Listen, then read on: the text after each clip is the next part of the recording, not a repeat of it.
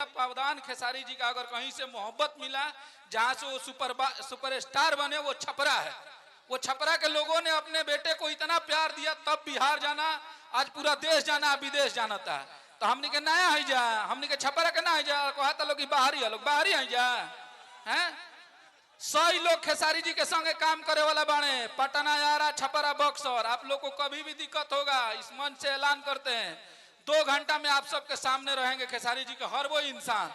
कोनो बहन के बियाह में कोनो बाधा, गरीब के बहन के बेटी के बियाह में ना आई, उतना अपना लोग के भैया कैपेबल बना देले बाने। हमनी के उतना कमाई बा कि 50,000 1 लाख रुपया देवे खातिर खेसारी भैया से ना पूछब जा। तकलीफ होता है हम सबको कि वैसे इंसान को आप लोग गलत बना रहे हैं जिसने कभी किसी का बुरा नहीं किया है। जिस इंसान ने सबको लेके चला, सबके लिए किया, आज उस इंसान को लोग बोलते हैं कि नचनिया हो, यह वो कमी लोग कल। अरे नलवा पर बात कर लोग, डूबल में छापारा 15 साल से सरकार भेजा, तुम नहीं खेल, वही पानी में घूम घूम के चुनाव मांगाता, वोट मांगाता, वो बारे में बात ना करी लो। तो जाने दीजिए, 6 तारीख के अपना अंगुरी के ताकत दिखावे के बा, वो लोग के जवाब देवे के समय आ गई बा कि वो इंसान को आप हम लोग को कब तक जात पात में बांटेंगे। आवतारो लोग मंच पर ही नहीं खोजा कहत कि हम का काम कोई नहीं है, तो हमने राम मंदिर बनवा दिया। माने हमनी से ज्यादा राम जी के गाना गौले बड़ लो हैं।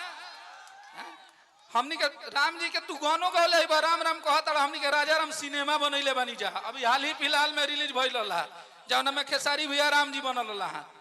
तो आप राम का भी हमको साबित करना चाहते हैं कि हम लोग राम जी के विरोधी हैं।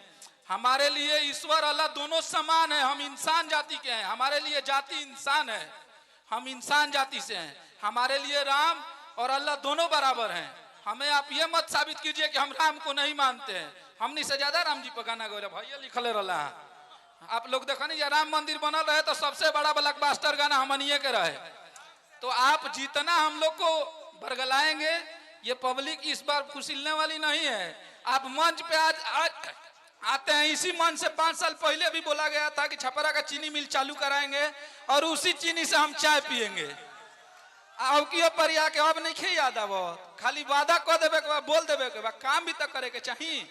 तो आप लोग अपने ट्रेंडिंग स्टार सुपरस्टार को, और आप लोग को एक और डर है कि हम लोग गाना नहीं गाएंगे, वो करो ले बेसी गाइब जा। हमनी के मनोरंजन अलग बा, छपरा के विकास अलग बा। हमारू पेशा, हमनी के कमाई जाता है, अगर सरकार नहीं होती तो अपना भीड़ ले रुपया लगा के छपरा के विकास कर देव जा।